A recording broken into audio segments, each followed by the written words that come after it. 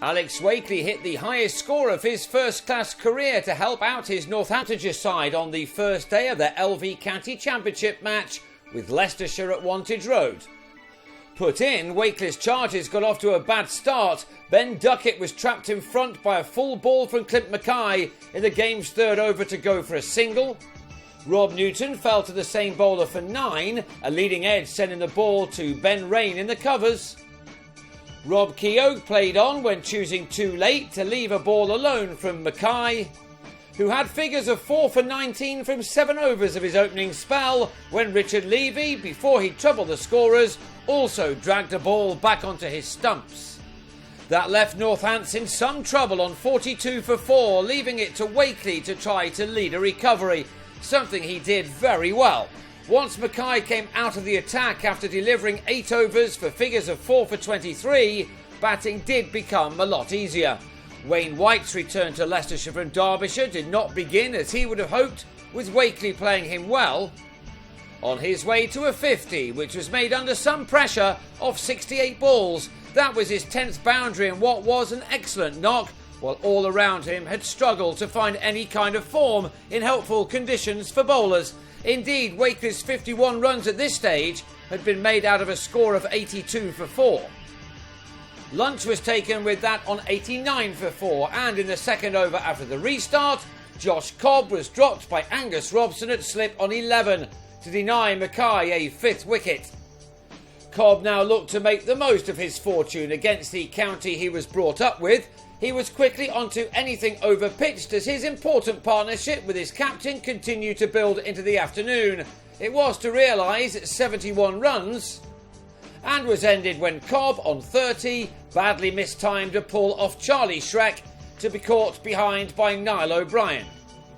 After his exploits against the Australian touring side last week, Stephen Crook is now known as the Aussie Basher, and he picked up where that innings had left off.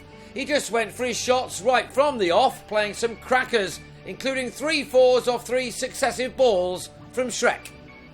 It's surprising that Wakely, who seems to have been on the circuit for some time now, has only ever scored 3 first-class hundreds before this one, this being his 143rd innings in this arena. He's often looked good, but without his play reaping its rewards. Not on this occasion. He'd moved on to 86 when he lost Crook at the other end for 40, his 31st delivery seeing him slip out of his crease to be stumped by O'Brien off the bowling of Rob Sayer.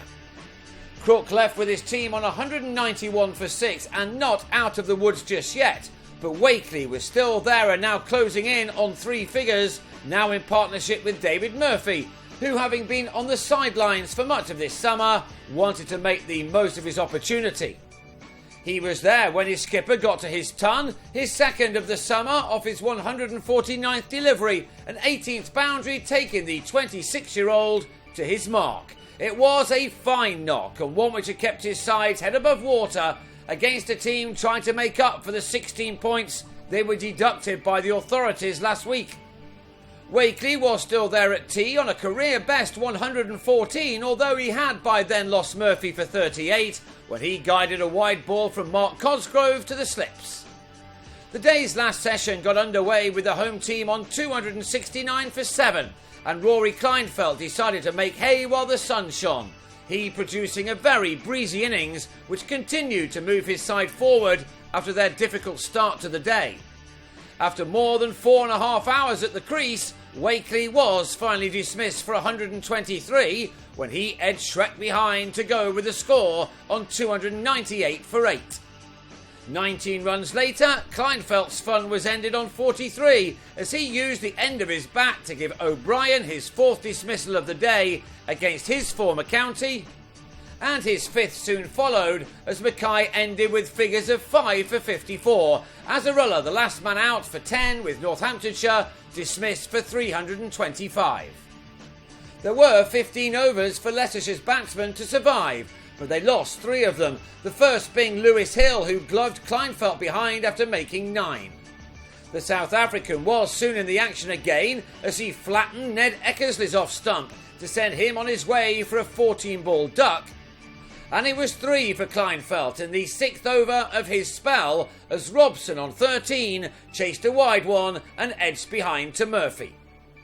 Sayer and Cosgrove were at least able to see out the final 4 overs, Kleinfeldt ending the day with 3 for 12 from 8, but the visitors have a lot to do to restore parity on day 2, on which they'll start on 30 for 3, 295 runs behind.